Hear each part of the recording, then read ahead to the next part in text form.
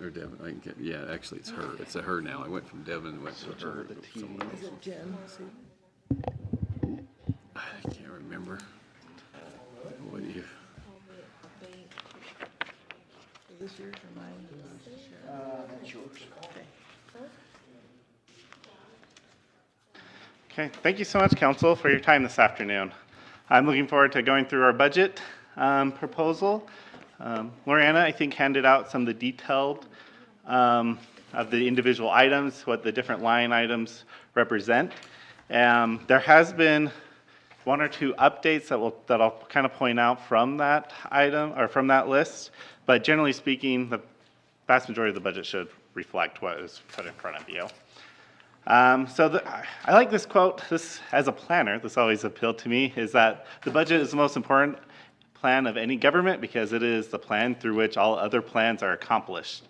Essentially, as the planning department, as we're moving forward and trying to implement our mandate and provide good service to customers, the budget is really how we are able to do that. It's the resources that allows us to function. So this is just a quick breakdown of what our department kind of looks like. It's obviously a little bit more complicated in some ways, but this is pretty quick and dirty. So we have the development services. Within that, we have our development service office, which includes myself, Sarah, who sits up front, who provides some administrative work for each division and also helps out in some public works cases, and also does we also have our code enforcement officer. Within our zoning, we have trails and planning. Our planning division is really divided into two different sections, which is current planning and long-term planning. And so our current planning is those who help individuals with applications, prepare planning commission agendas, etc. And then our long-range planning is our countywide planning position, and our planning manager also helps out with that. Then we have our building department, which we currently have 5 inspectors and an administrator and a building permit tech. And then we have our GIS office, which we have 4 employees within that department. So our general goals that we have for this budget is, first of all, we want to be responsible stewards of the public's money and resources. Next, we want to provide excellent customer service to residents and applicants. We have duties mandated by the code and by the council and executive that we want to be able to fulfill. We have a general plan that gives us some mandates and guidelines for what to work on, that we spend time trying to fulfill those duties as well. We also want to have the resources to work on projects assigned to us by the county council or the executive office. We also want to meet all legal requirements, and we especially want to help keep Cache County a great community. So we'll go through a couple of the highlights just from this year.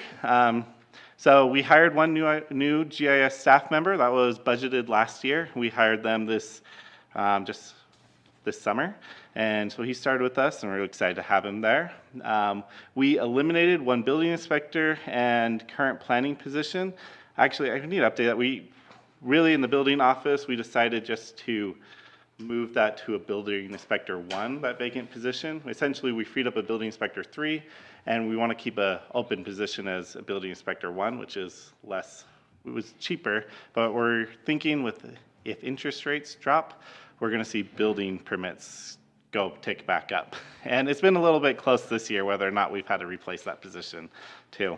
But with our current planning position, and I'll talk about this in a minute, we did some internal promotion, and then we just didn't fulfill one of those positions.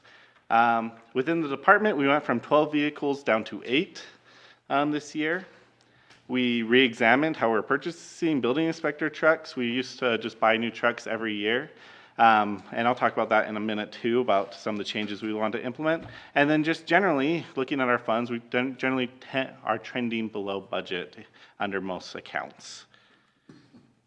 So this is overall the budget summary and what it looks like over the years. I have a graph, so it'll make it look a little bit more clear. But this is essentially how our budget has changed over the years. You'll see that starting in about 2002 or 2003, you'll see a jump in a lot of the departments. A lot of that represents funds from ARPA. And so you see our overall budget remained about the same until you start looking at big projects. And trails is especially that way. You can see they're all over the place where they're really grant driven. And so you have seen that we have increased overall, but generally speaking, if you account for those those big projects, like development services is a good example. We had a significant jump. That's because we got funding from ARPA that the first year was almost an extra 100,000, and this year there's about just over 300,000 sitting in that budget, more than what has been in the past based off that grant fund. So we'll do a breakdown of each of the service of each of the departments. These represent the budgets over the years, and I'll kind of talk about some of the key changes. Overall, within most of the departments, we're proposing to keep most of our budget amounts the same. And I have highlighted a few of them that have changed. And so this one, the thing that has changed is wages. We got the numbers from finance, just likely an increased wages over the next year. For the 3 employees that are currently sitting in this department. Another highlight that isn't a change from our current budget, but we have that professional technical, which was new this year. That's essentially set aside for when we have appeals or variance requests. We have a land use hearing officer that we contract with. Sorry, I know it's a little small up on the Oh, TV. the chandelier is Leave it causing. clear. It's like way down the end. Those couple, yeah. There, that's better, thank you. That was the glare. Yeah, so all the other budgets, though, we're looking at keeping the same from last year, or of this year, including the cuts that we made. And so we're not planning to increase anything from last year other than the wages as noted. For planning, one thing you'll see, the things listed in green are where we decrease the budget. The one big thing is the wage. We dropped 21,000, almost 22,000 in that fund. That's mostly because we are not filling a position that went vacant. What we ended up doing is we had a entry-level planner filling the countywide planning position, and then we had a highly paid planner doing current planning. And when we promoted her into our planning manager position, and we decided to keep her position, we decided not to fill that position that she was filling, and use those funds to hire a more qualified countywide planner. One of the issues we've had in that office is our countywide planner is really geared to help support other communities and us with large planning issues and regional issues. And we've mostly had budgeted a lower amount entry-level planner who might not have had some of the experience to really help some of these communities.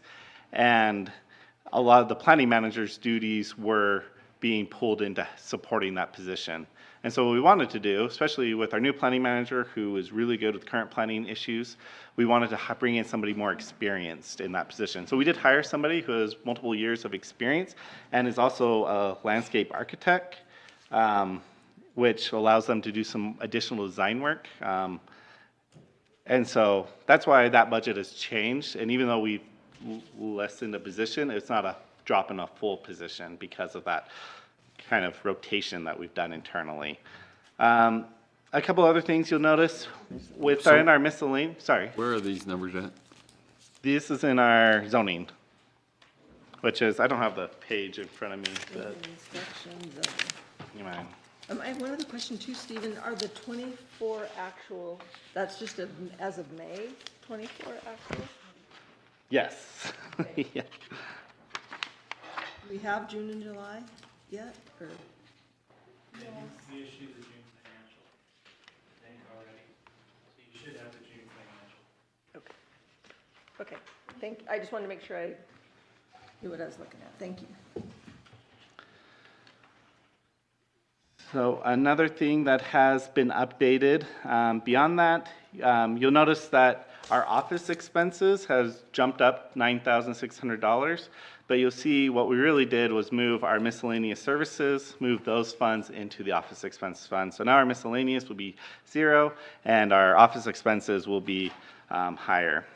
Another item in here that has jumped up, or we have at 30,000, is our professional and technical One thing that we're required to do by the state this next year is update a water element within our general plan. Part of this update, we have to account for the water use within Cache County and its impact on the Great Salt Lake. We've been working with the state on this requirement. The state potentially may have a grant that we can use to get to help with some of that number, but we anticipate we'll likely need to hire or contract with a consultant to get us some of that raw data to account for some of the new requirements by the state. We have to have that plan adopted by the end of 2025. And so that's where the 30,000 is from. That's what we're anticipating it will likely cost. Another item in there, I forgot to highlight it apparently, is software. We're moving hopefully the next few weeks to an online application process. And so anybody who comes in and applies for our land use application, they'll submit digital copies. And so half of this will be for review software for our staff. So they'll have access to Bluebeam, which is the same software that our building department uses. The other half is our previous planning manager had access to a few softwares that through his personal accounts and kind of side hustle that he did. We no longer Being recorded. yes, that he would often use for county business as well. And so one thing we'd want to do is about half of that is to get that software ourselves, so that way we could do some better planning, design, graphics, and review. And that's that 5,000 at the bottom. And so this kind of goes through that. The other item on here that I didn't mention is we recently got approved 75,000 for the recreation feasibility study funded by RAPS. I believe that was put into the trails budget when that probably should be in this budget, because this will be it'll be more of our countywide planning. And we're actually looking for, we're accepting bids right now, and the deadline for that is September. And so we'll have a good idea of what the bids come down to and the start date once we receive those. Yeah. September 6th is the deadline. So in the next week and a half, we should have some.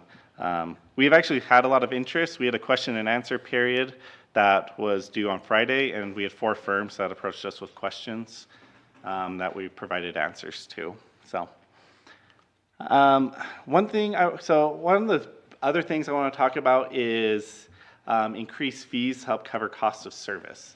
So I have a few slides that I'm going to try to get through quickly since I don't have a lot of time. This is a chart. There's a lot of information on it, so I'll try to break it down quickly. So the number of zoning clearance applications is represented in the blue bars. That's how many we get per month. The red line represents how many days it took us to get to a final decision on the application, and the yellow bar represents how many days it took us to get a first report done. I started in June of last year is where the yellow bar starts, and so we didn't have the data for some of those easily accessible for prior to that. And so one of the biggest concerns that I heard when I started was our zoning clearance process just took too long and that we weren't communicating properly with property owners. So we undertook several steps to try to fix that. One of our goals was to get a first review done within 14 days. When we get an application, we send that to Public Works, the fire district, other internal planning departments, and we used to send it out to garbage and a few other divisions, and sometimes the health department for septic review as well. And so that was a lot of cats to wrangle sometimes. So we set a goal that our first review would be done within 14 days. As you can see on this yellow line, when I started, we were not doing great, to be frank. And there's a reason why people were complaining about it. And last year, our average time it took us from June to December was about 28 days to get the first review done from an application. So far this year, we're at 13 days. And so we've been able to drop that review time about in half on average. We still have a few applications that require a little bit extra review that go beyond that, and we're working on those processes. The other thing that we've done is we've seen our our average number of days to final decision has dropped quite a bit. And one thing we've tried to do is improve our communication, what's required up front with updating some checklists and design standards, and our reports we updated this last year with better details on how they can improve their applications and changes they need to make. So to help us have a better, or to help them have a better understanding of what they need to do. And I think that's partly why you start to see some of that drop. We did have a spike in the winter time, and when we looked into it, really what it was is we got reviews to the applicants quickly, but they just took some time getting reviews back. And I don't know if it was because of the holiday season or I'm not sure why that happened. And so this is our current status for the zoning clearances that have came through. We have currently have 40% of them are in progress, 55.8% have been approved. We had 2.6% denied, I think that was 2, and we have 1.3% that was voided. That was when they withdrew the application themselves. And this is current status as of a couple weeks ago.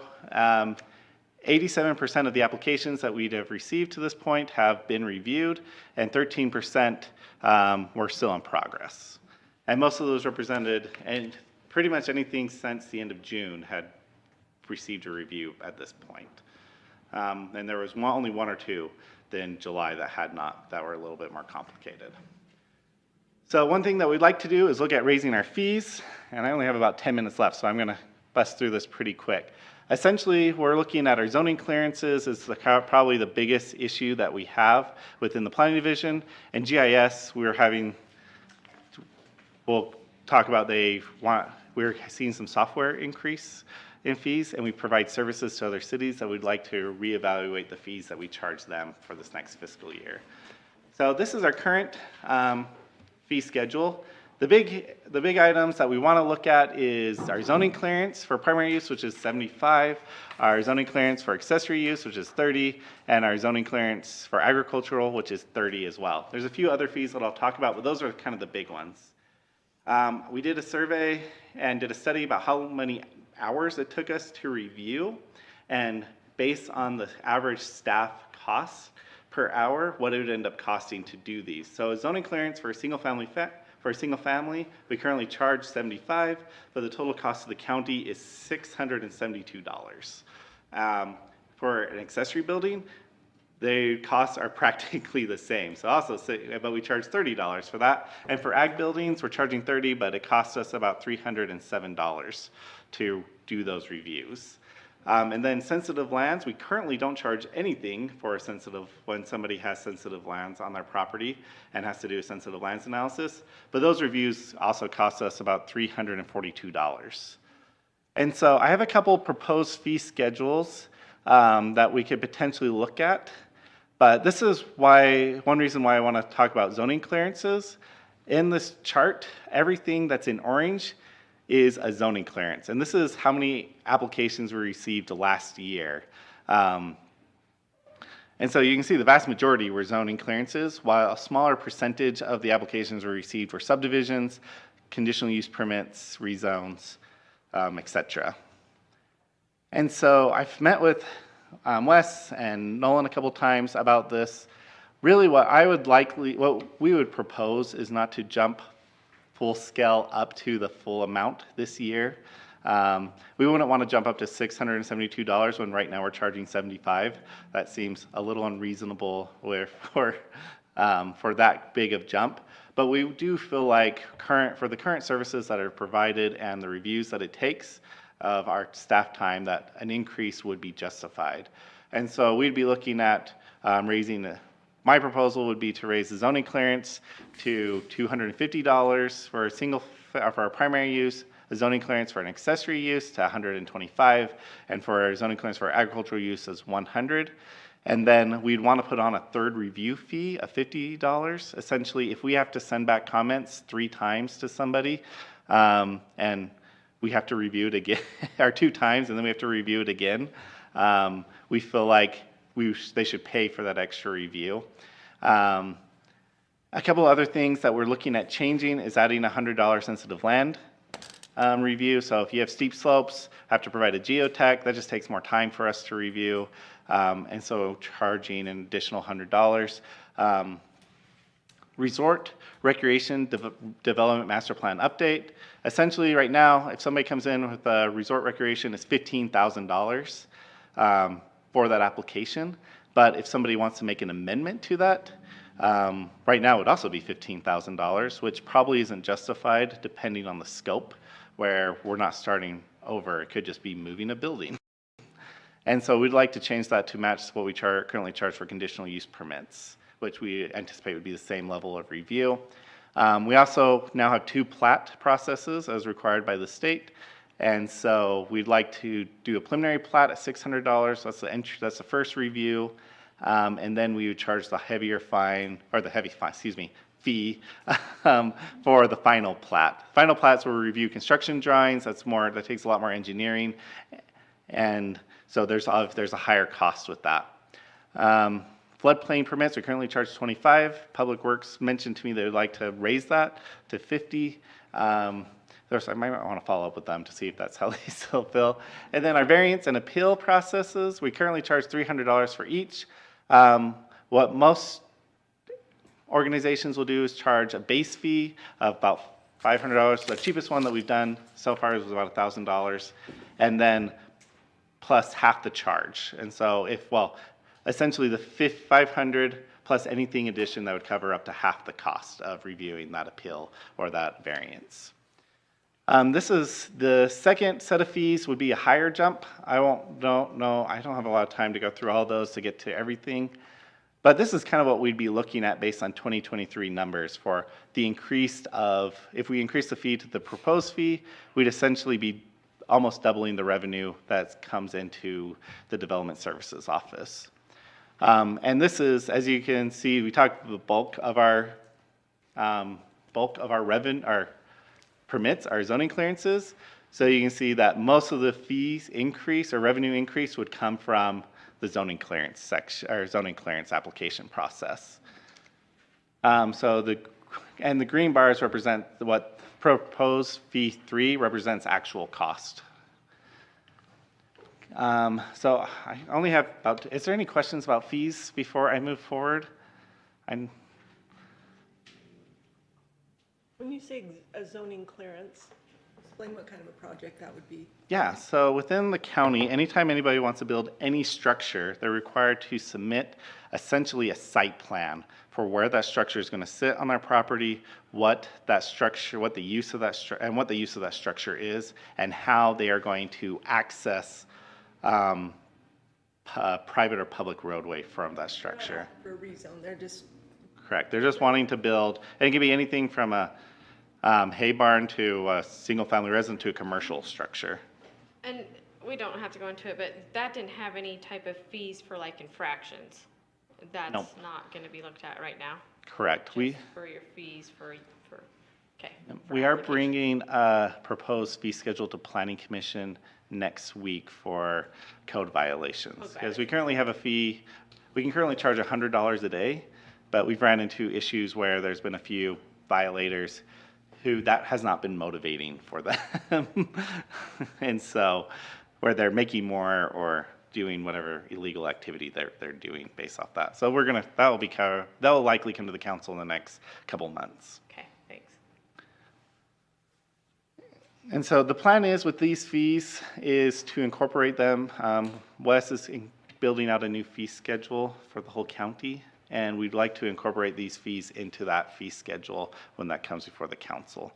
But this is essentially why we're wanting to do this. Most of our department, we don't get any direct property taxes into our department. We're funded mostly through fees for service and some sales tax and grants and other government revenue. And so that's why we feel like the fees is really what supports that, supports our ability to ensure compliance with our code when applications come in, which is why that's why we feel like a fee increase is necessary at this time. How do these fees compare to other counties? So that's a really good question. I've reviewed a lot of counties don't have a zoning clearance like we have, but they have site plan reviews, which those will range anywhere. We would be on the very low end currently. When I did some review, those would run anywhere between $100 to $600 typically for that type of service. One of the other reasons I didn't propose any increase like subdivision or CUP, we're pretty close to average from what I could tell from other counties.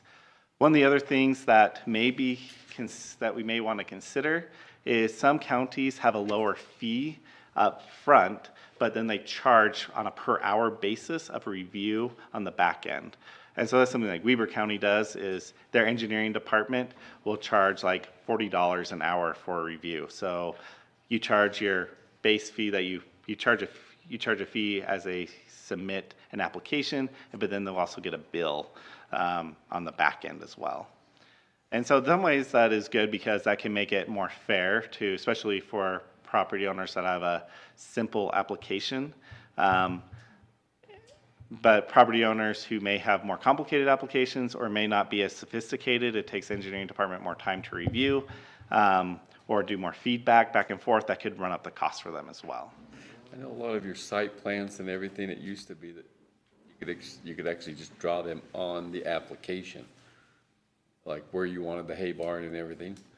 But Yep. now it seems like they have to hire a surveyor to do it. So That is a killer for, time and for a hay barn.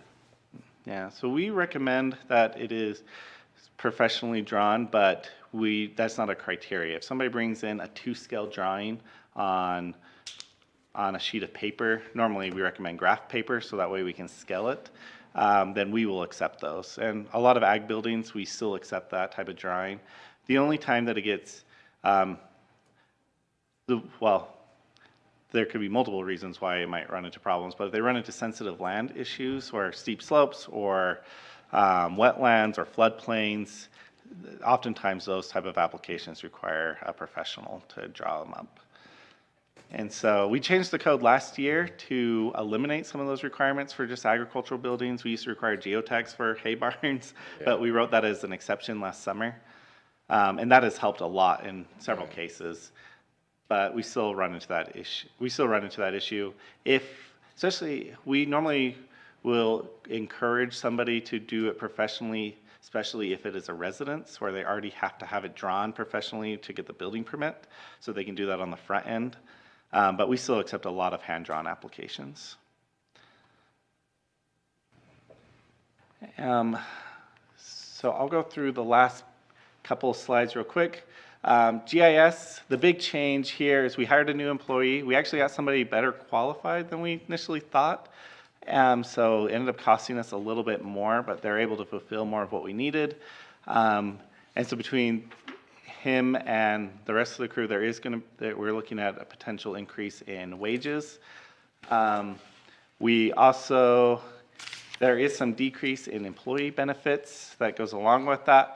We also had a professional and technical project that for $15,000 that was specifically budgeted for this year, that are signing the contract on that.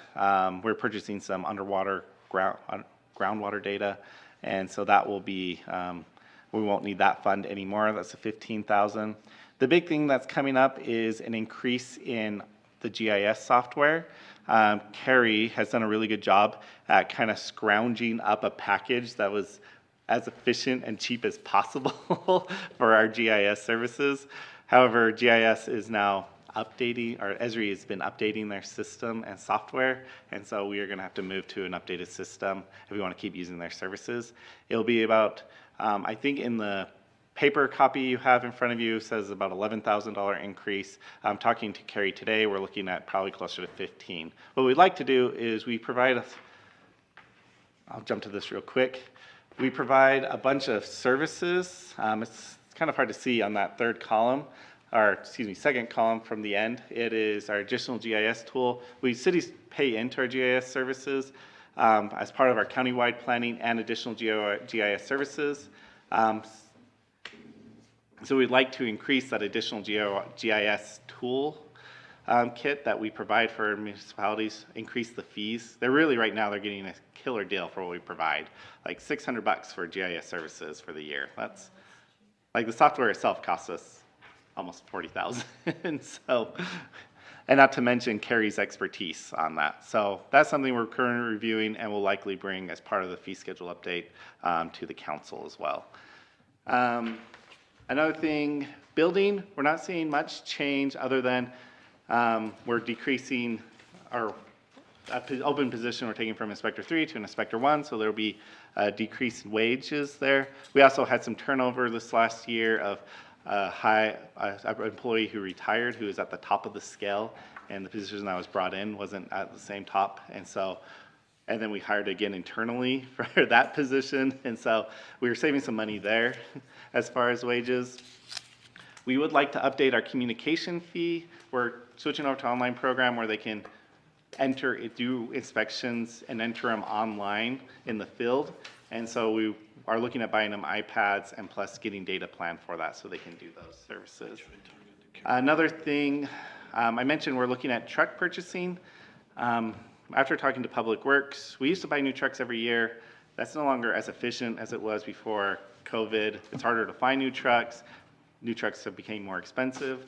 And so we'd like to get a little bit more life out of the trucks that we drive and rotate 2 or 3 in at a time. And so that way we're not replacing 5 or 6 trucks in one fiscal year. And we believe, looking at the numbers and talking to Jeremy in the streets department, who does a lot of this, that after you don't get your best bang for buck doing it every year, you get it every couple of years. So you still get a good high trade-in value, get a little bit more use out of the vehicle. Sorry, Steve, you'll have 8 vehicles Yep, instead of 12. yep. Okay. So, yeah, so a good decrease. We're also looking at updating our fee schedule. The change is really just out of how it's the process that it's calculated on. Right now, it's a very complicated calculation, and we're simplifying it partly for the new online software, but also so so applicants, especially those who haven't done much with building permits, can calculate their fees beforehand, because right now it's pretty impossible. And that's something we'd like to implement here pretty quickly, so I should have a proposed, we'd want to do that before the budget year is up. And our test permits that we ran through, every permit was within a couple percentage points, and many others remain the same. So trails, this is the biggest thing with trails. We're not changing much other than, I just wanted to point out the funding that comes from that department is most of it, $152,000 is from RAPs, that makes up about 70%. Municipal contributions, so we have a trail fee, and that makes up about 30% of the budget. CMPO pays in $20,000, which is 9%, and the Cache County contributes $15,000, which makes up about 7%. And then we get a lot of grants as well that department works on, which makes up a large chunk of their budget when you look at all these. So that's it. I'm sorry, I went over my time by a couple minutes, but are there any questions? Thank you. Thank you. Thanks, Steve. Thank you. So these aren't even very different than what we just received. The numbers. Yeah, he had changed a bunch of the numbers. Yeah, I couldn't follow. Thank you. Thank you. Thank you. You too, thanks. Kind of a- Hey, Wes, can I ask a favor? When you guys give us these papers, this dark blue, I can't read it. Lighten up so you can It's, see it. yeah, it's so dark, I can't read it. Yes, Thank you. do that. Bless Sandy. Sorry, Bless you. I have challenges. She wants the Braille version. Stand. Hopefully we'll be good. I may need the Braille version by next year. Come on, I can read it. Come You on. can read that? Okay, let's see. I have the same issue, Sandy. Okay, thank you. Good afternoon. Good. Okay, All so yours. I have a couple of things that we're going to cover today. First of all, let's go over the, it still says Human Resource Department, the Office of Personnel Management budget. And I just wanted to highlight a few things that may be sticking out to you. You can see there on the that very top line with personnel. It has increased a bit, and that's because we did add one more employee to our office. That's our risk and fleet coordinator, which we will be interviewing on Thursday for. So we should have someone in place in the next month or so for that position. But then because we're adding one more body when you have such a small staff, it does look like a huge increase there. So that's one of the reasons for that, and those benefits going up as well. In the professional and technical, that's just a matter of, hang on, let me get over here to this. That was just a matter of moving a few things around, that did increase. We're looking at TechNet, which is part of what we use for our compensation studies. They increased their membership fee from $550 to $1,000 per year. And then also as we have, that's in subscriptions and memberships. As we're looking at some different things there as far as trainings and memberships into SHRM, which is the Society of Human Resource Management. Adding one more person to that does increase those types of memberships and subscriptions. The other thing that I wanted to highlight is also on the compensation software. That's going up just a bit because we are bringing on PayScale, which is also a compensation software that will help us with our market studies and help us to be competitive with our private and public employers. A lot of entities have a compensation team, and you get me. So I need the tools to be able to do the job and to do it to the best and most efficient way that I can. And this is one that I have found and that other entities are using in government that has helped provide the information that they need and to be efficient with that. So the other ones that I asked, let's see, make sure I get to the right page. So under 481, the human resource expenses, we have the condolence gifts for employees.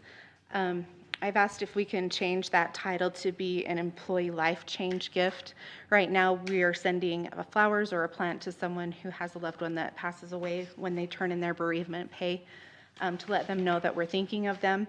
But in talking with Council Member Tidwell, we both thought it would be a good idea to also acknowledge births and marriages, and our office does get knowledge of those things, and it is a nice way to let our employees know that we're thinking of them and that we think that these life changes are important to them, that we want to recognize them as their employer. So asking for an increase there of $1,000 to be able to acknowledge those life changes that are going on. I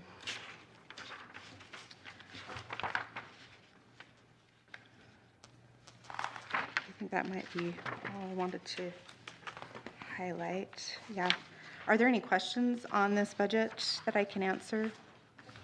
I just have one question. Amy, the human resources expense, is that where like the Christmas party and those things come out of that fund? Yeah, the summer party and the Christmas party both come out of there.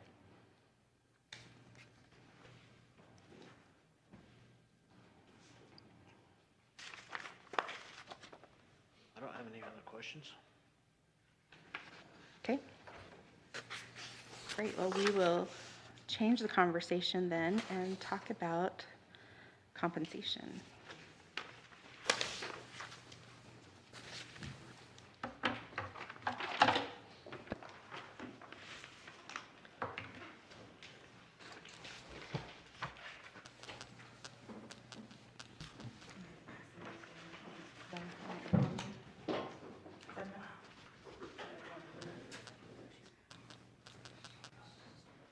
Okay.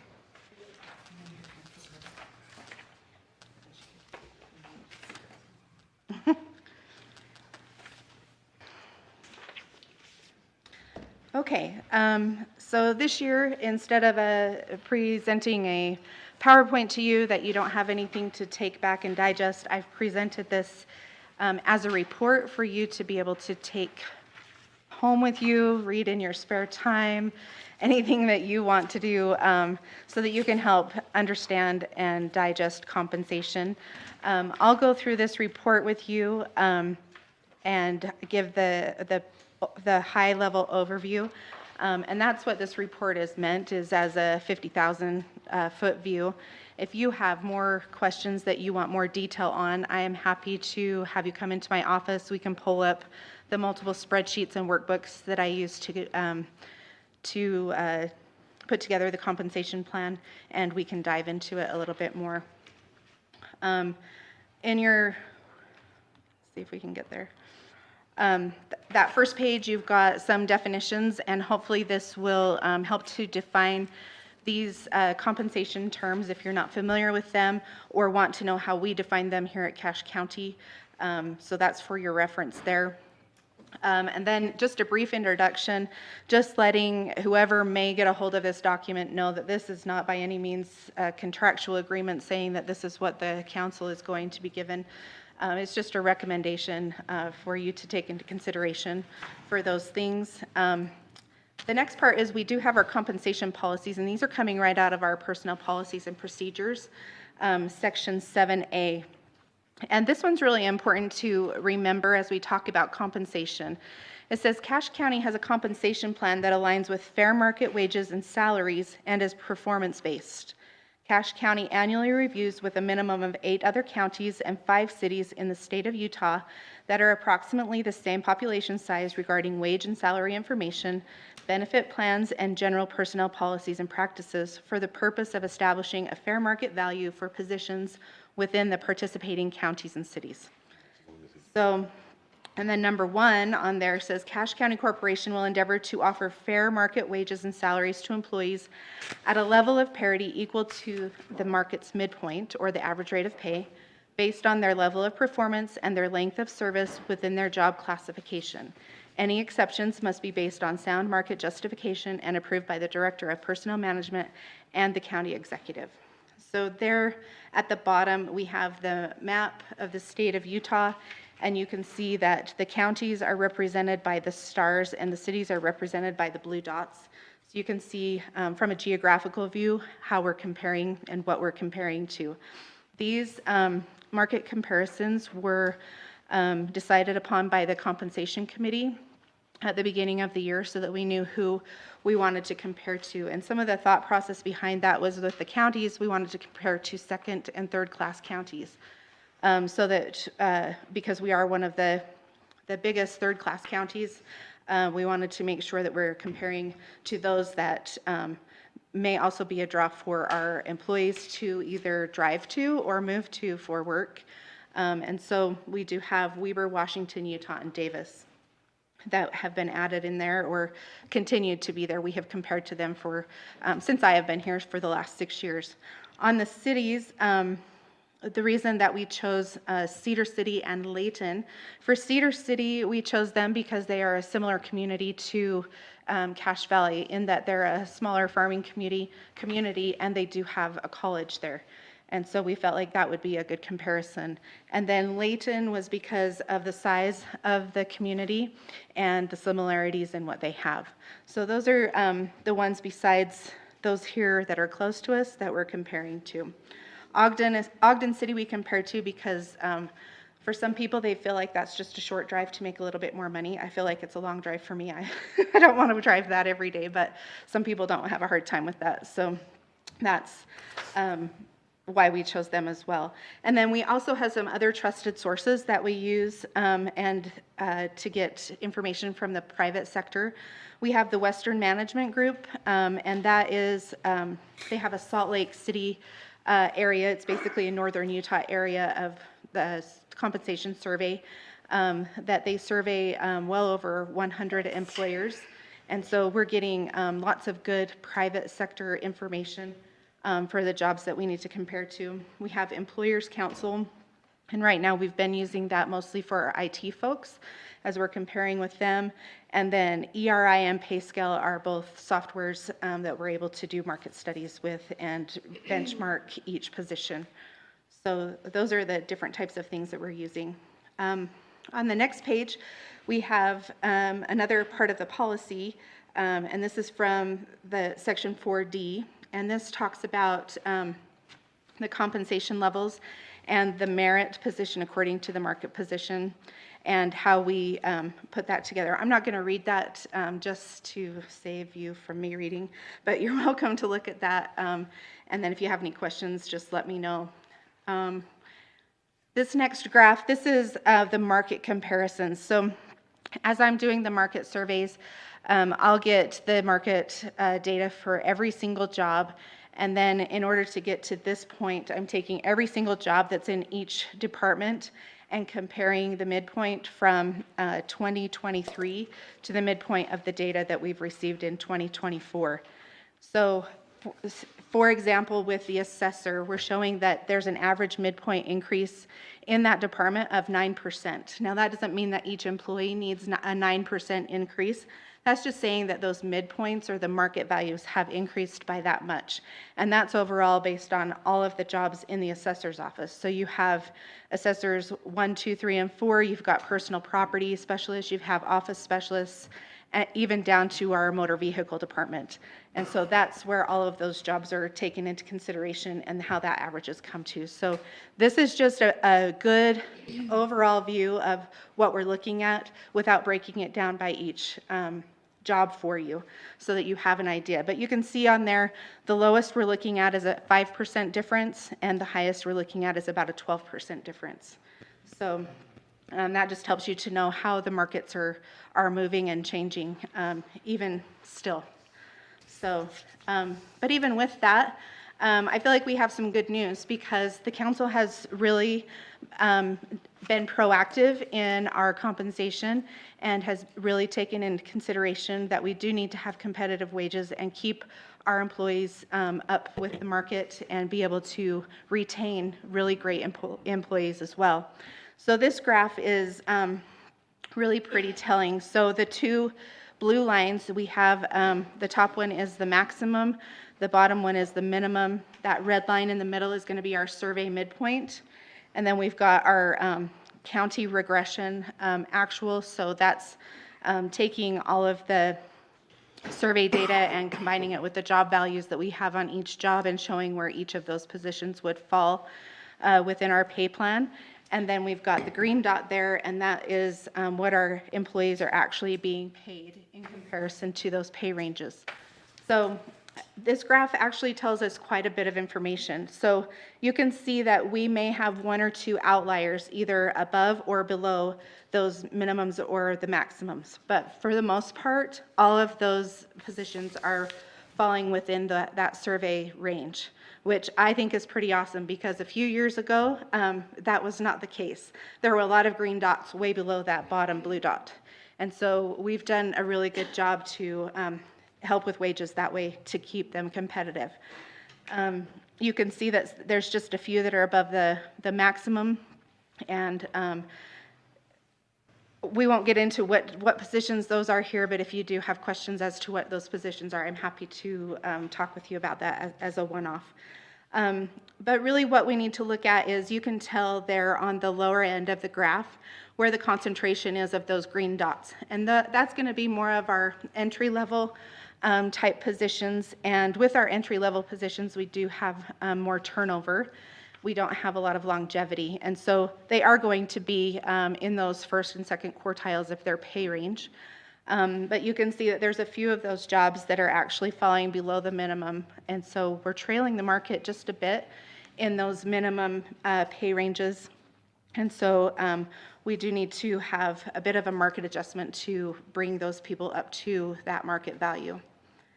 As we look ahead into pay for performance, because this is definitely a big part of our compensation plan and how we do reward our employees, there is a bit of an explanation there. When every November we get performance evaluations, and the employee does a self-evaluation, and then our department heads do an evaluation, and it's a double blind, if you will. So the employee can't see what the manager does, and the manager can't see what the employee does until they're both complete. So it is quite interesting to see how those line out and the similarities. And sometimes there's a lot of differences that you're like, whoa, we are not on the same page. We need to really look at that and get together on the same page as far as the supervisor and the employee. But once those evaluations are complete, we run them through what's called the merit matrix. And this is a matrix that is used in the industry for performance evaluations and to help with pay equity. So I'll just run through this. There is a written example there for you to follow at the bottom, and we can run through that really quick. So we've got the ratings that are going to be right there on the left-hand side going down, and then each pay range we break into quartiles. And depending on where the employee is falling in that pay range would depend on the type of rating that they would get. So in our first example, we talk about Sally, and she's been working for the county for 2 years. Let's say her hourly pay rate is $22 an hour. Her pay rate falls within the first quartile, and she got a performance evaluation score of 4. And so we can see, if we look at this merit matrix, that in the first quartile and an average or a score of 4, she's going to be eligible for 3 to 4%. And so that will be prepared for the supervisor to look at and then to determine how much of an increase that person should get between that range. So for Sally, this happens to be 66 to 88 cents that she would be eligible for. And I will have, when we have discussions with supervisors, I will have them say, yes, give them the highest. They're doing really great. I'm so thrilled with what they're doing. Or I will have some supervisors that say, do I have to give the highest? Can I give the lowest? Sure, you're the supervisor. We're giving you some parameters to look at, and you need to be paying based on performance. And then sometimes we'll have people that will go right in the middle because they'll say that they feel like that's fair. And so it just depends on the supervisor and where they're at, but that's their range that they get to choose from. And by using the pay range quartiles and where people are at, really what that does is it helps to move our high performers that are currently in the lower end of their pay range and moves them closer to that midpoint a bit quicker. And then when we get people that have been here for a long time and they're still high performers, we're still rewarding them, but we're keeping the integrity of the pay plan because we can't continue to give them 3, 4, 5% increases. Otherwise, they would be outside of the highest range of the pay plan. And, it was explained to me once before that why have a fence if all the cows can get out, right? So there's a reason that we do have pay ranges, and we want to keep the integrity of that pay plan there. So there's another example there that you can look at, basically the same type of thing of how you can follow through with that and see what that increase would be. So on your next page, we talk about, we have a few different wage structures, I guess, and for different job classifications. So we have our public employee, that includes our fire and EMS. We have that wage structure, and then we have our public safety, which includes the sheriff's office, sworn employees as theirs, and then we have a separate one for elected officials. So we can see here on this public employee and fire EMS, these are the different types of grades that we have and the pay ranges that encompass that. And each job would fall into a pay grade, and we would be looking at where they're at in their pay range and base that off of their longevity. That would be considered their comp ratio, and then giving those market adjustments as needed based on that. Here we have our public safety, and this is a proposed pay plan for the 2025 year. This would be an increase to the deputy pay plan there by a 2%, so taking up to the starting wage of $28.11 per hour. Our sergeants were following significantly below market, and so the sergeants need an 8% increase to their wage structure. And then our lieutenants was a 2% increase to their wage structure as well. So you can see what those new wage structures would be as far as hourly rates, and then also into calculated as annual wages there as well. For our elected officials, we do have this comparison for you to look at. We're not necessarily taking these by averages or anything because it is elected officials, And we kind of all are doing the same thing right now, right? We look to see what everyone else is paying and give a little bit of a bump and hope that we're still within the same area as everyone else. So especially when we're looking at counties, everyone is in the same cycle of their budget right now. And I just got an email this morning, everyone saying, hey, what are you doing? What are you doing? What are you doing? I got my budget meeting today. I'm like, me too. I don't know. We are proposing blah, blah, right? But it is up to you as council members to then make that decision. So what I've listed there, in your blue, you've got your second-class counties, your white are your third-class counties, and then added Salt Lake County there just for some information. We don't necessarily compare to them with our other compensation, but thought that it would be interesting information for you to see. And also as we look at the elected position of the executive, because we are such a unique form of government with executive council, there's not a lot of comparatives there. So that is why Salt Lake has been added, because they do have an elected mayor rather than an executive, but they do have a council that falls within the 7-member council as well. Summit and Tooele County have a similar form of government where they have a council and a county administrator or manager, but that is not an elected position, that is an appointed position. So while there are some differences in how that person is decided upon for that position, they are basically doing very similar types of duties as our county executive. So those comparisons have been given there for you to look at. The other thing to look at is part-time council members. There's not a lot of comparisons there because ours is unique as well with having part-time council members. But I think it's important for you to see that Cache County at $24,000 for part-time council members is the lowest throughout the state. And so the next highest is going to be Tooele at $29,000. And I'm guessing they're probably doing an increase this year. Your next one there is going to be Salt Lake. So you're more than 50% below Salt Lake County part-time council. And then the highest one with the part-time council is Summit County at $57,800. So something for you all to consider as you're looking at the budget. And I think that it's very well justified to consider an increase for you as well. As we look to the last page, these are the recommendations that are coming from the compensation committee. So the market adjustments that are needed for public employees and fire on average will cost about 3% an increase to the total payroll budget. This would be about $745,000, and then when we include benefits, it would be $1 million. And you can see how I broke out the sheriff's office, including that, and that's included in that $745,000. For public safety, the total was about $440,000 without benefits. So if that gives you an idea of how that breakout is. Now, merit increases.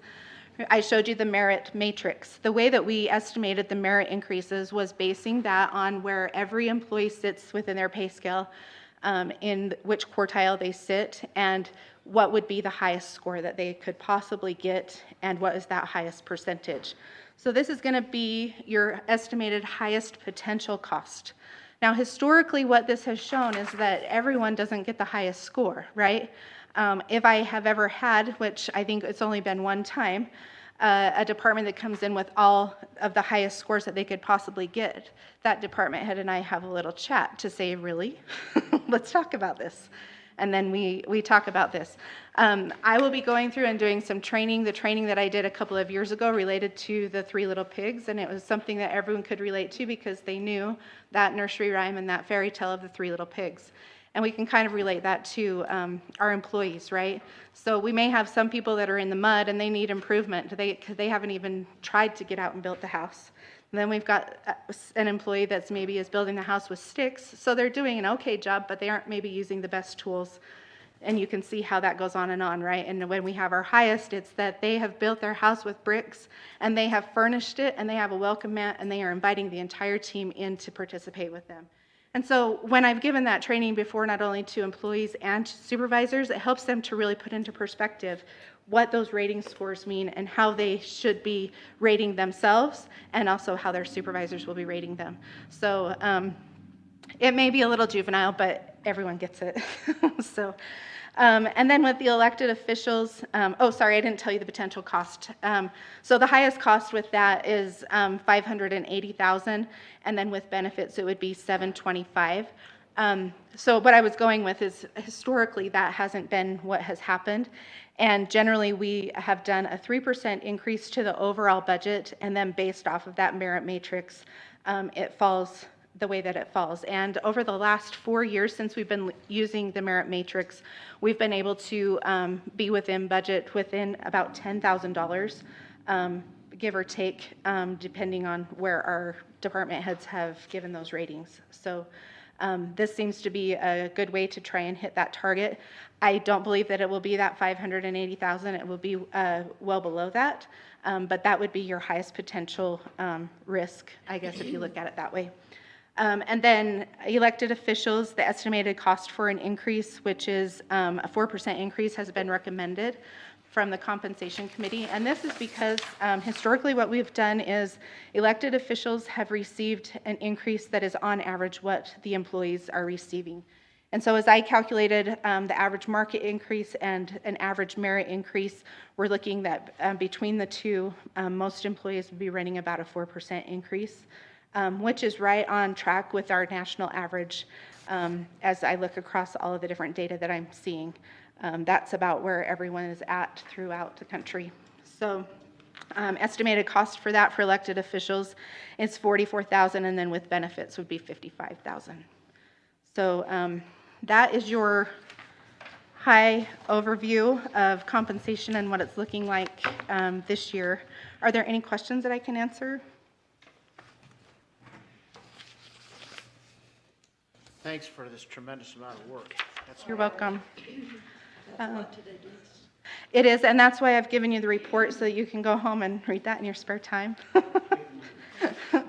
But like I said, if you do have questions along the way or you're not quite sure about something, please reach out. Either give me a phone call. You're welcome to call my office, or even my cell phone at night if that's when you're doing this. I would love to talk to you about compensation. It is one of my passions, and I kind of just eat it up. I just love it. So, you know, reach out and ask those questions as they come out. So, thank you. Thank you. Thank you very much.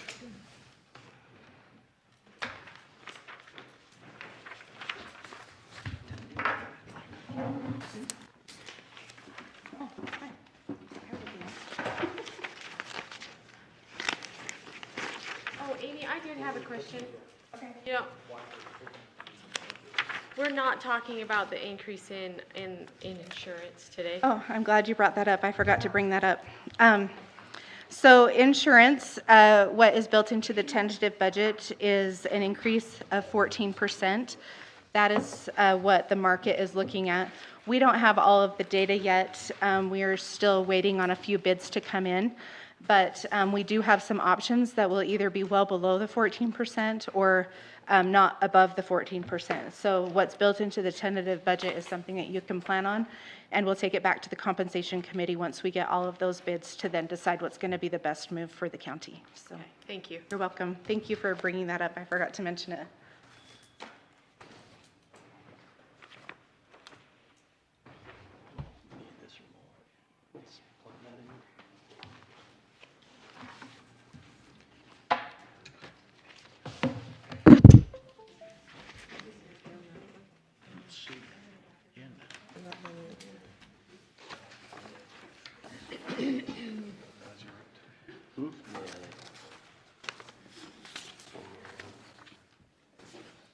Not on here. Why is he talking to us?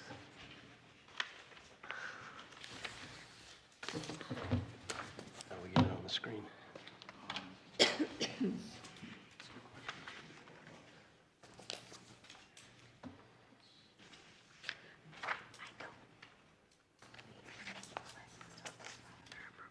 Oh, you know what?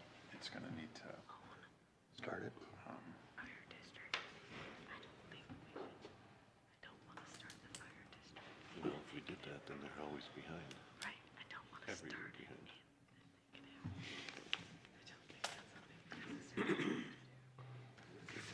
Because we're having a clean slate once we get the fire district started. And keep it as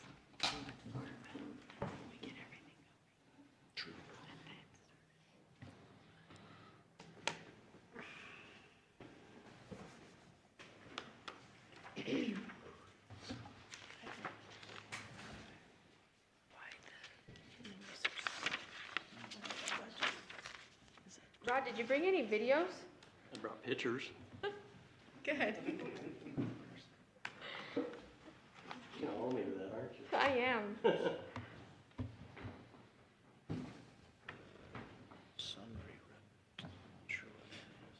I was thinking he should have brought some atomic fireballs or something. Because we're all falling asleep.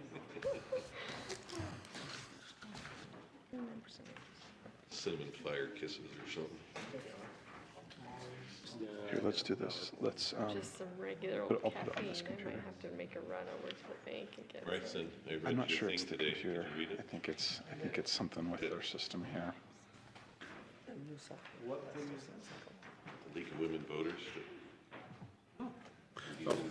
You were able to get there last night? You attended the League of Women Voters? Oh, good. How was it? And you said our elections are safe and secure. Nice. Over and over to make sure they know. Yeah, that was a good time. That's great. It was just, it was me and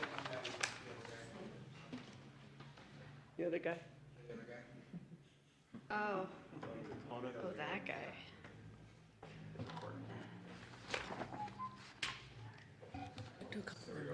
Okay.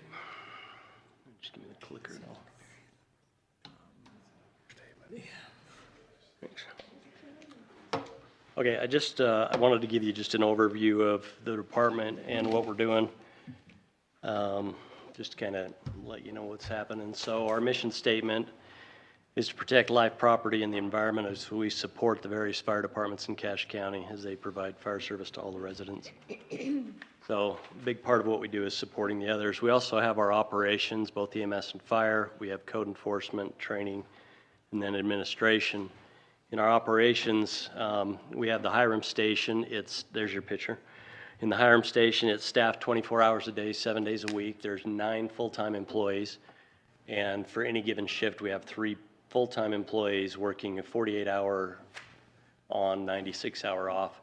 We also have 6 part-time employees who work just a simple 24-hour shift, and that rotates every 6 days. And then we have 11 part-time employees that just fill in when people need time off or they're sick or something else is going on. At Station 110 in Mendon, we have EMS only. We have the ambulance out there. We have just moved that to a paid-on-call. We had 2 people there from 8 to 5. The call volume just didn't warrant that, and they were having struggles filling the shift. We did some analysis on costs last year, and it was costing us about over $7,000 per medical call, just to staff that to respond, and it just isn't warranted. So we changed that we met with them, we changed it to the model we're using in Wellsville where they're paid on call. So essentially we're just paying 2 people to be on pager.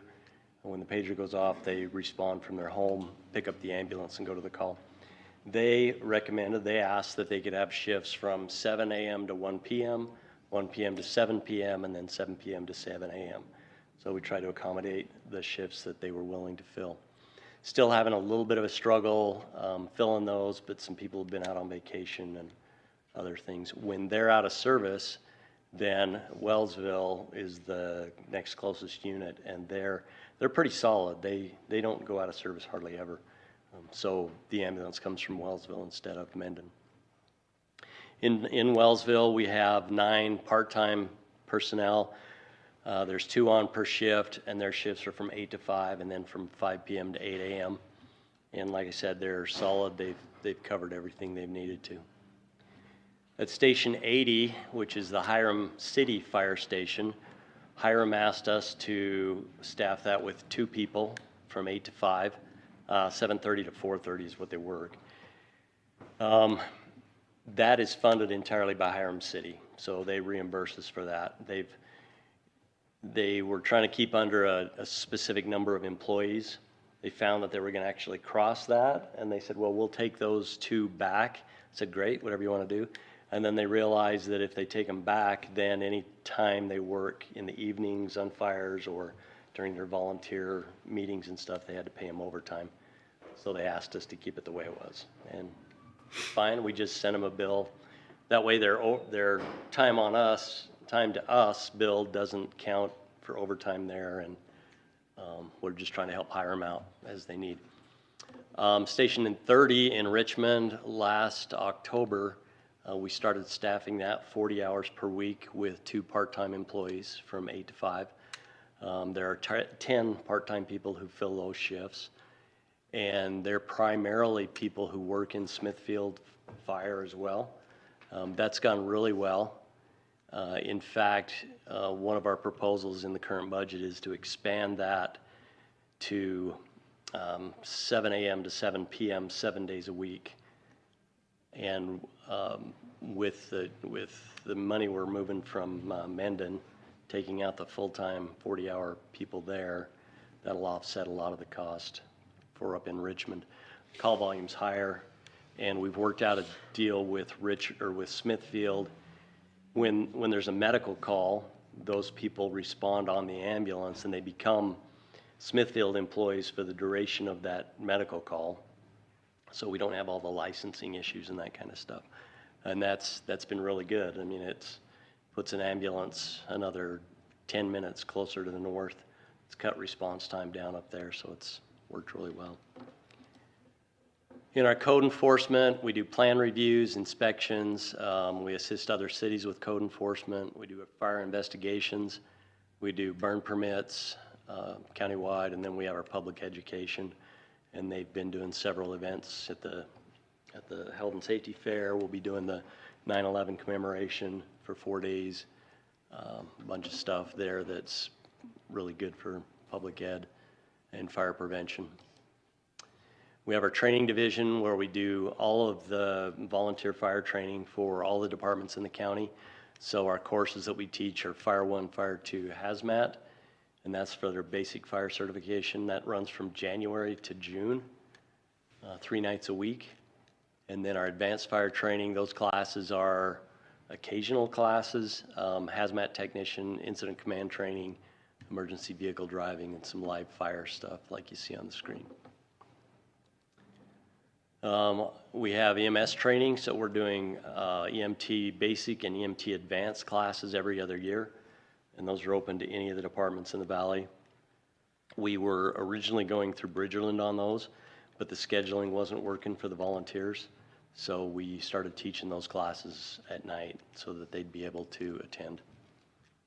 Our wildland fire training, we have a basic wildland firefighter advanced classes, which are engine boss, squad leader, some task force leader, tactics, that kind of thing. We have a wildland engine academy that we support. We do a lot of leadership classes and incident command classes, and we're actually deploying a wildland brush truck right now. One's in Idaho. We've had 3 deployments this year, which adds up to about $150,000 to $160,000 of revenue for those 3 deployments. High-level budget for the fire side. If you look at that, so there's an increase in personnel. There's a little bit of that is with the Richmond versus Mendon thing. I think, Wes, you've included you included pay increases or salary and benefit increases? I have in the tentative budget document. Okay. I don't know, I'd have to check and see if this has been achieved. So we haven't added any personnel to this budget. The only thing we've added is increased hours to cover Richmond. Now, Rod, I know you made some changes just in the last week and a half. I haven't adjusted for those yet. Okay. So those changes we're talking about, estimated hours worked. We don't budget based on there's this position and the average wage is this, therefore it should be this budget amount. We look at the individual and we say, well, this guy last year worked 400 hours. Is going to work 400 hours next year. And we've raised and lowered those to more accurately reflect what they're actually doing. So that might be part of that difference there as well. But again, there's no new employees. The taxes and benefit line on 130, 4265, 130. I'm not sure why that's gone up so much from 2023 actual. That was gonna be my question. Yeah, I don't know what that is. It's a big jump, That's not something that I control. 262,000. No, payroll and taxes, 130. So we went from 185 to 461, One, Which line item are you on? 4265, 130. they've got it at 199 to 461. Yeah, 2024 budget. Yeah, 2024, 131%. So you guys are offering some great benefits, I'm guessing. Do they all get gold watches? it did not include previous open positions. Okay, that, I would have to look into that one doesn't make sense to me. Yeah. So, Yeah, your personnel budget went up 31%. yeah, it's, shouldn't be that much. Not if we don't add positions. Yeah, and it doesn't include the raises yet. Yeah, so we've got to look at that a little closer. It's, So I do have market and merit included. Yeah, there would be 401k match in the benefit line.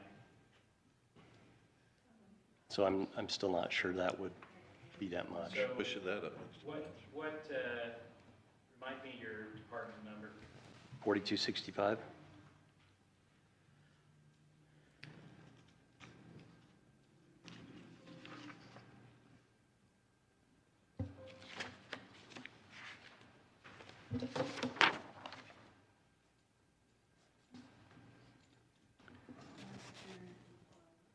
So 20,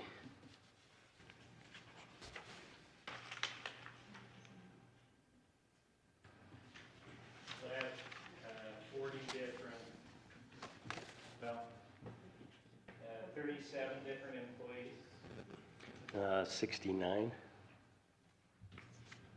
in 4265. Is that just fire or?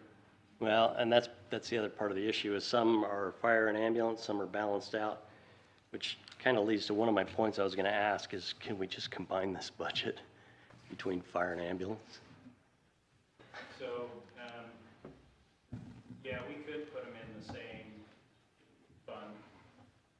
I don't necessarily, as long as, the only question we had was, is the service area that we're gonna charge property taxes for at a future date for fire coverage, does that same service area match up with ambulance? Once everything's all done, it should be one service area, but And then there's still if some that's the things to case, work there'd be no out. And reason not to have it all in one fund. so where we're at, our projected this year is 815 on our wages. In 110 is 815,068. And the 2025 request is 502. So there's some weirdness in there that we haven't fixed yet. So we may need to come back again. Same issue is on the ambulance department. There's a 52% increase in payroll taxes and benefits. Right. So something's wrong there. My next question is the professional and technical went up 376%. Okay, so that one, we've got some things duplicated in there. We added, if you look at 310, 4265, 310, there's a $40,000 study for financial costs from financial model and study. And then there's a $30,000 Zions Bank public finance study. That's a duplicate. Oh, And we've actually asked for that in the September budget opening, so it would go away. It's on this year's budget, so it will not be in the 2025 budget. Correct, if it's passed in the September budget opening. So that should take it down. We did increase, there's $5,000 in there for Lexipol, which is a policy and procedure software that most fire and law enforcement agencies use, so that we can get our policies and procedures ironed out.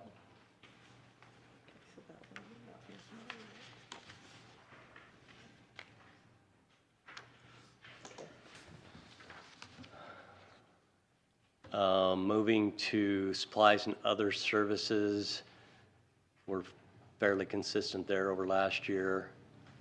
Minor equipment and maintenance.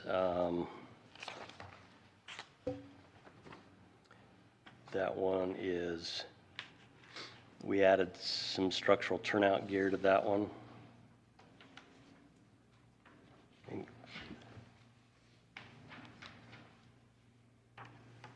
Capital investment, that's one I wanted to bring up as well. We have in there $550,000 for a structure engine.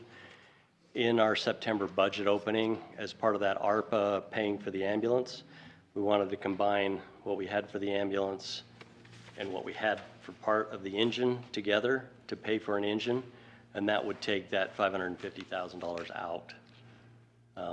We won't need to purchase another engine until 2027 if we follow our 20-year replacement program. So we can remove that if we take care of the thing in September. The $170,000 is for a brush truck. The one that we're sending on deployments, limping at this point. And then we had I think we had 30,000 in there for flashover trailer. So the flashover prop, I don't know, some of you have been in it down at the fire training ground. There's been so much development around there with the homes that the smoke that we're kicking off during that training is not going to be tenable for much longer. And we'd like to build a trailer that we can haul that around to the different departments with and make that mobile and then not burn that heavy smoke down in the valley. Then we don't have to worry so much about clearing index and smoking out the jail and other things. So I think we need to go back and look at the personnel budget, salary and benefits, and clean that up for this on that side of it. On the ambulance budget, same problems on personnel.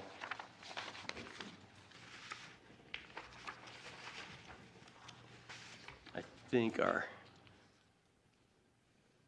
1.5 to 1.9 that doesn't make sense to me either. Part of that is the payroll taxes and benefits line going up 100,000, 120,000, and that, I don't get that. So I can walk through, I'll take a minute after you're kind of done. Okay. Just walk through what I've got for personnel. Okay. Part of it too, it looks like there was an increase in the budget maybe this last year.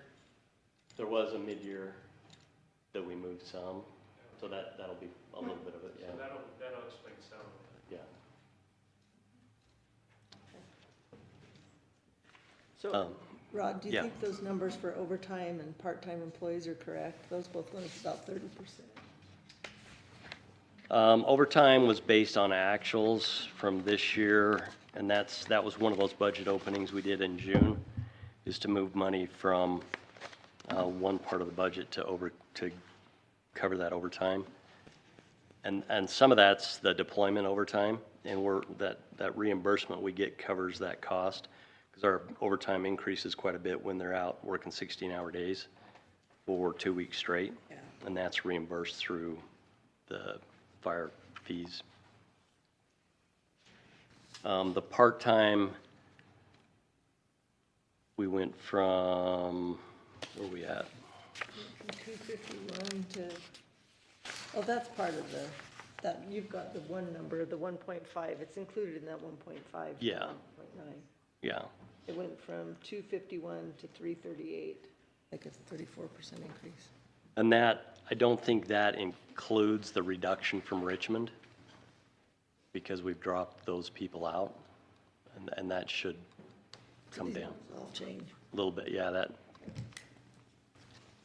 We've been doing a lot of shuffling around with positions and hours and that kind of stuff. I know that it includes all the projected increase in hours in Richmond, but it doesn't include the decrease in hours from Mendon.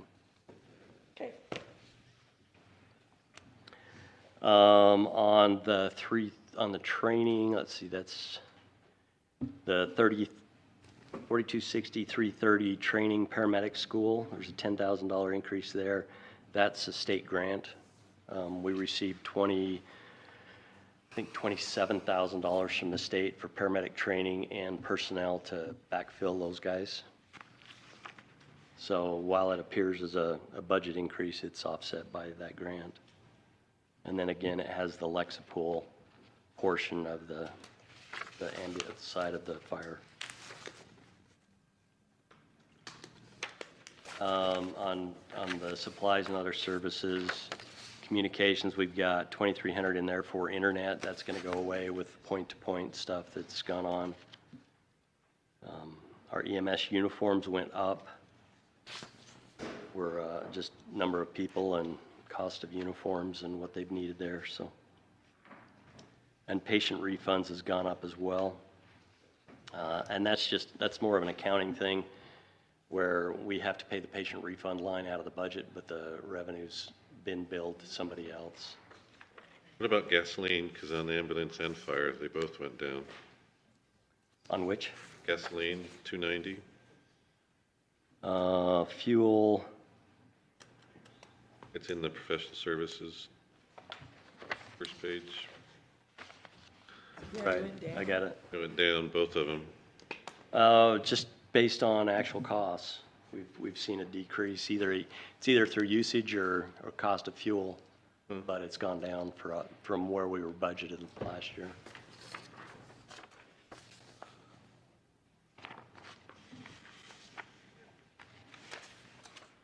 On our capital equipment, we've got in there what's called a RAD 57. It's a blood CO monitor for $5,000, and then we've got a 4-year rotation on cardiac monitors, so we'd replace another monitor next year. $35,000 is low. It'll actually need to be 45. Just the one we bought this year was 42, so that one will need to bump up a little bit.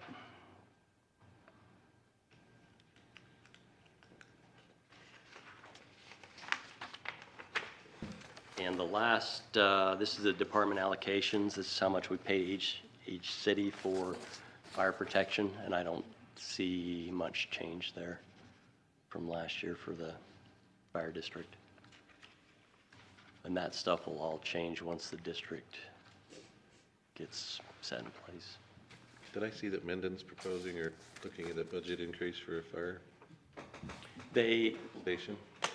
They're adding to their station, they're adding a bay onto it.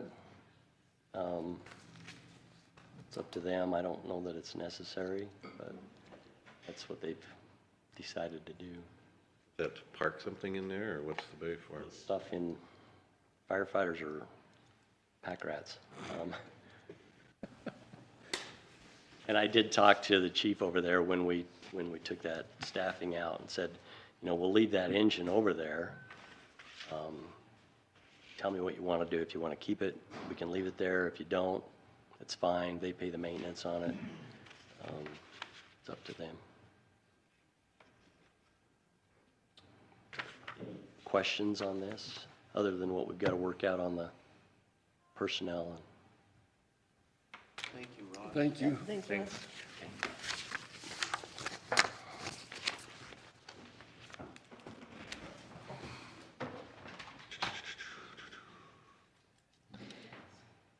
That's it for today? No, we got Wes. Oh, I know, I didn't see. I was sitting there looking at it. Fire wasn't I was on the hoping on D that was a misspelling of finance to fire. So I'll take just a few minutes with you and just talk. I think when it comes to the fire, we need to dive a little deeper into that. We have gone through as a group and gone through each different department, particularly in the general fund, department by department. You want to share with them the screen that I have up?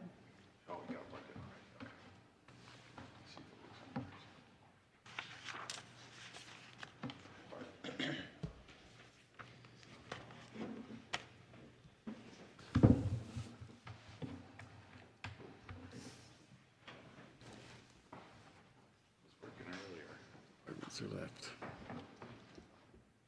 Got it on preset 4.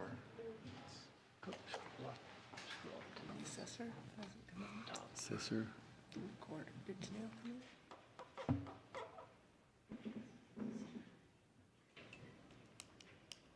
Executive.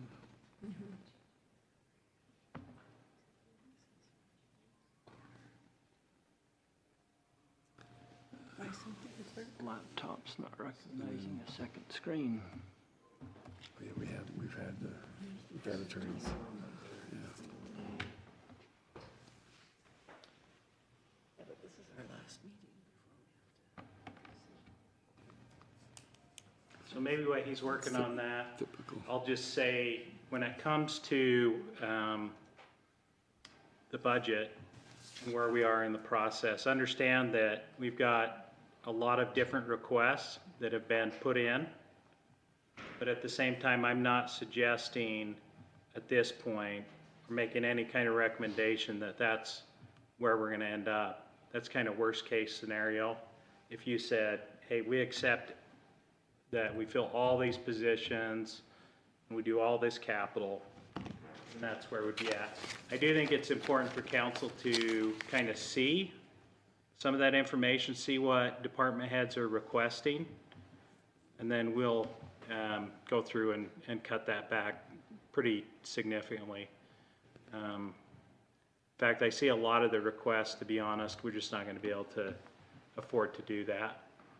So that's where we're at. We can try cycling.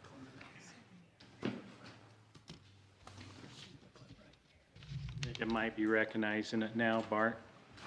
It's recognizing Just it, but changed it's it. still not up there.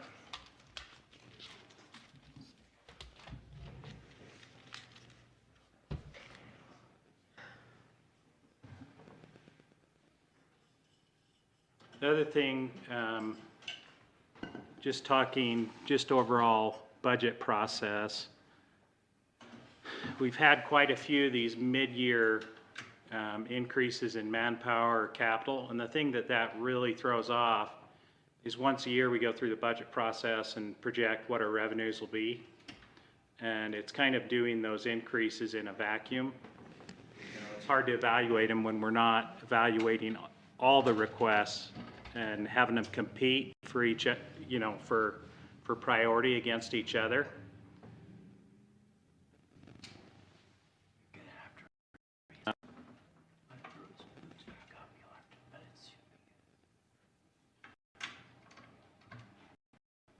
Micah, this is the last budget workshop, right? No, we still have one more? We've got. For today. Two more, I think. Oh, today? Well, no. No, but No, like, we've got 3 or 4 more. I thought we had to give numbers by Yeah, September, we have to. like right away. So that's part of the reason I tried to quantify it all in the document. Again, I need to get with probably David and Dirk and, start to say, what can we really afford? I also think, again, it's gonna be part fee increase. We're gonna consider property tax potentially. Obviously, we'll have a lot of cuts. And so just anticipate that that's gonna occur. I just haven't had the time to quantify that. We're kind of typically what would happen when you start, let's say, the audit, you're going to have a 2 to 3 month process. Understand, I came on in May, part-time, didn't really start full-time till June. Laptop connection's not gonna work today, sorry. Okay, that's fine. Do you have that he could throw on there? PPT? Yeah, I've got a Thumb drive? Yeah. And that's it, Mike, for me, please. You can have mine. I'm willing to share. It is. Doesn't happen all the Very time. unselfish. We call it Doesn't happen all the don't time. work. You can get back in. I think Barbara's picks me up just fine.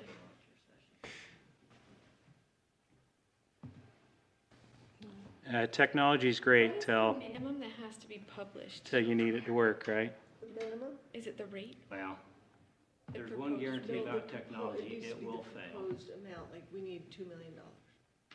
The minimum that And is then that- published, And that'll go to everyone's rate. Then it'll, It's a rate, we need to publish a rate, and we need to publish And the a amount. reason for an increase, if there's an increase. And so, that's what we need. I've told Diana and Craig that we could have that by the end of this week, but yeah, we're not gonna have all the budget workshops until later in the year. That's why the number we sent to Diana and Craig, that's like a worst case scenario. That's as high as we can foresee at this point. and for truth in taxation, that's the minimum that needs to be published, is the rate, the potential rate, and the total increase in Well- revenue over last year's. I think part of the reason I want to have some discussion with you is I don't want to go in and propose a rate that's just totally unreasonable, right? You know, we're going to have to scale back, obviously. Much of what the requests are could be 90% of what the departments have requested. I don't know yet. I haven't met with, David and Dirk to start talking about what to cut. And so, what about, like, if we send out that notice and say, here's the most that we would ask for, but then we scale it back and we ask for less? How do we send that out? I thought we don't. We don't, Oh, you don't need to? no. Yeah. Truth in taxation is just, this is what we are entertaining. Got it. But then it doesn't, if we do something different, it doesn't have to go in the mail to every Yes, but we single person. cannot go over. Yeah, I know we can't go over, but, We would just certify a different rate, Correct. so the tax notice they receive won't. but it would have to correct. be less than whatever rate was that we sent out. well, and I'm going to really need, I'm going to need your guys' support when it comes to,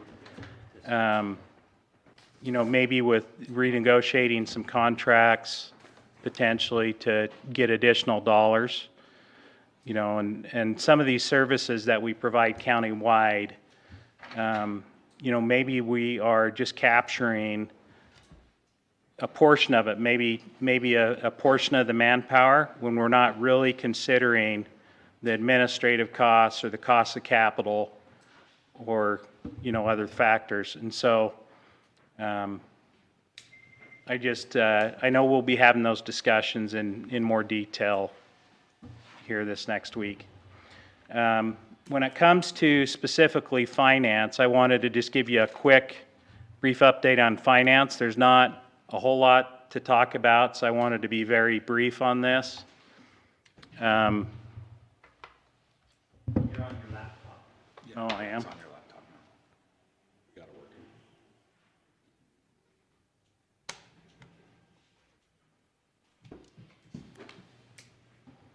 So, again, our goal is to make life better for our citizens. So how does the finance department accomplish that? We are really a customer service-based department. We're an internal service department to all the counties, different departments, and we're there to basically try to make their job easier. And so we're really part of the team. When we get to a final document, I consider the budget document a key policy document for the county. And we've got to narrow it to the most important items. If everything is a priority, then nothing is a priority. And so that's why they have to all compete against each other once a year through that budget process. And that's have it occur at that time, have department heads, speak up to the needs that are important to their department, and then have them compete against the others. So some of the way you do that is through like a capital program planning committee, where you evaluate all the capital requests. I intend to review all the capital requests with the council, or at least the ones that we intend to fund. And some of the information that we get to really develop that budget, again, is a strategic meeting. Might be master plans that we have for parks, trails, capital facilities, department heads and key staff, and we may even reach out to the public and get input, maybe on something an initiative that's important. So I've got a picture of my dad up here. Just tell a little bit about myself. He was the coach of Bear River softball for, I don't know, 15, 16 years, something like that. And this was over a year ago. He won his 11th championship. What I really love about this picture is seeing the relationship that he's built with the girls. You know, they really enjoyed, you know, dumping the water on him. And here's again a picture of two of my girls. You know, we had them in T-ball at the time this picture was taken. You know, they were on the same team at the time. And they've obviously grown and things have changed. And you know, the budget process is going to look different to these department heads. You know, they may not enjoy the process of, you know, having everything evaluated at the same time and competing against each other for those funds. But at the end of the day, I know we're on the same team. You know, we all have the intent to have that championship team or championship county and to do an excellent job. So again, we're trying to keep our citizens, provide them the best service we can.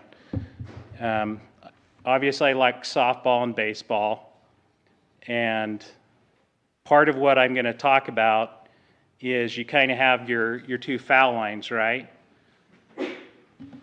And Just know the time, we've got a okay. county council here in about 14 minutes. Okay, so. I'll speed up. So part of it, the foul lines policy, which you guys set and you determine what the policies are in which we operate, and part of it's budget. And so I want the department heads to be able to play within those two boundaries that we set for them. When it comes to finance, you know, I've cut my budget back quite a bit. I'm not looking to do software this year. I think we've got enough growing and challenges to do even within our own department. I want to focus more on providing them some training that's specific for government. And maybe down the road we'll consider software changes. But at this point, again, I'm just going to focus on getting my staff trained appropriately. And with that said, you're going to start to see some different reports come out. You know, ARPA reports, sales tax reports, so you can see what's occurring. They're just kind of quick snapshots, so you're informed of what's occurring within the economy and our revenues. And you know, the intent is to give you better information to help you make better decisions. And that's it. Thank you, So, Wes. any questions? Thank you. Thanks for everything you're doing Appreciate for you, us. Wes. We really do appreciate you.